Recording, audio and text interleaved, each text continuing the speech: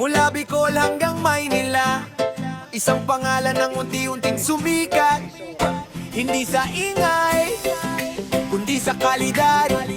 Sa bawat hasa, sa bawat likha, isang tunay na alamat, Tolets Vaciador.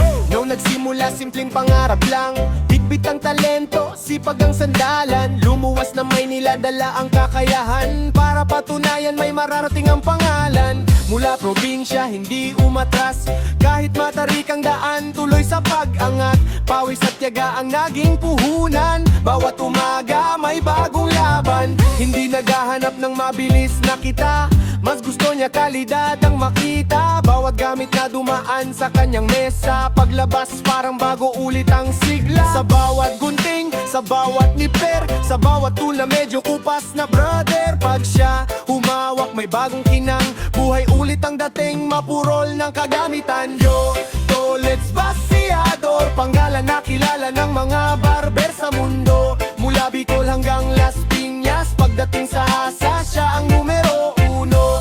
Tolets Vaciador, original ang kalaw, original ang gawa. Sa bawat kiss-kiss may sariling marka, kaya kahit saan pangalan niya ibuhay pa. Hindi lang trabaho, ito'y misyon, bawat hasa may tamang presisyon. Walang shortcut, walang kompromiso, puro kalidad, puro dedikasyon. Maraming barbero ang lumalapit, may dalang gunting na mapurol at gasgas kahit konti. Pagbalik sa kanila, iba na ang tunog, parang bagong bili, parang may bagong bugso. Kaya sa shop man o sa kalye, kilala siya ng mga taong may tiwala sa husay. Hindi kailangan ng sobrang salita, paggawa niya ang usapan, alam na ng masa. At oo, may sideline ding paggugupit, pag may free time kaya niyang mag-commit.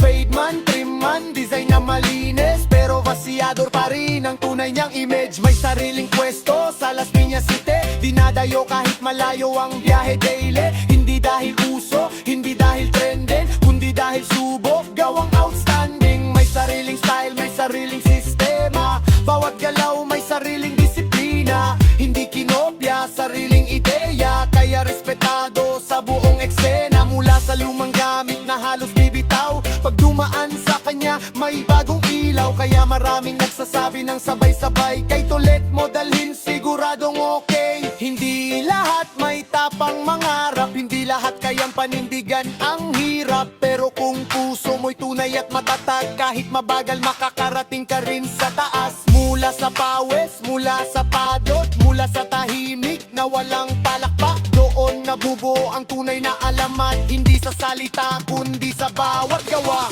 May mga seminar, may mga pagtitipon, mga barber na gusto ng inspirasyon. Kapag pangalan niya ang nabanggit, alam ng lahat may kalidad na kapalit.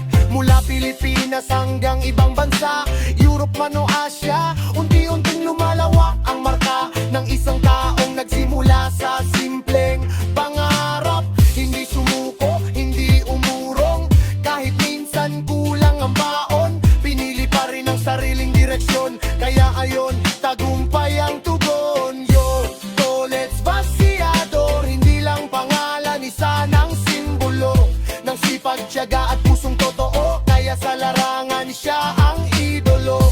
Tolets Vaciador, mula Bicol hanggang buong mundo, original ang gawa, tunay ang dugo. Pagkalidad ang hanap, alam mo na kung sino.